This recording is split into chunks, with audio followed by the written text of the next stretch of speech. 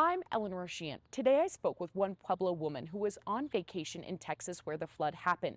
She shows us some of the damage. Oh, that's our way out of here.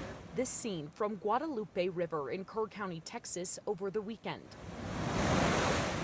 Almost seemed like what you see in a hurricane, not a hurricane, a tornado. Julie Zabolio took this video from her family vacation house outside the town of Ingram. And so this is from your front porch?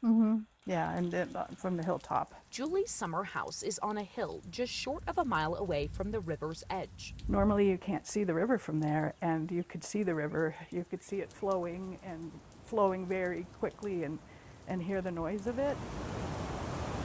That's the point where we were all just shocked and realizing that this was a huge event and unprecedented in my lifetime. She showed pictures of the aftermath. This one taken outside her cousin's house just down the hill from where Julie was staying. And so the water rose? The water was up to the front of his house.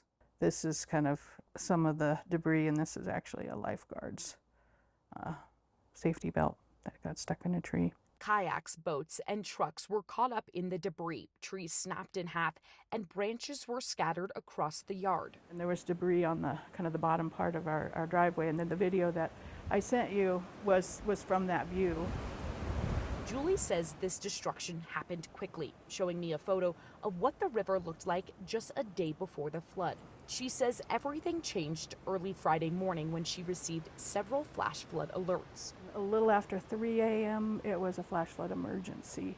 And then 4 a.m., 5 a.m., just, alerts saying, don't try to leave, don't try to evacuate. Julie and her 11 family members were stuck. We lost our power and didn't have running water because our well is connected to an electric pump. She says once the water levels went down, neighbors began fixing the road in order for people to evacuate. These were local people, residents, not, nobody said, hey, guys, go clean it up. They just got busy doing it. People want to do something. And so they were out trying to get it cleared away. She says crews installed a temporary fix on the bridge so Julie and her family could get out safely. I mean, what we went through felt miserable and was nothing compared to what other people went through.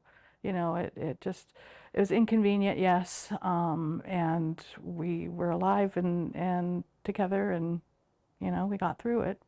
Julie tells me she's glad to be back home here in Pueblo with her husband and her daughter. She tells me her cousins are still in Texas helping others clean up and clean out debris. In Pueblo, Eleanor Sheehan, News 5.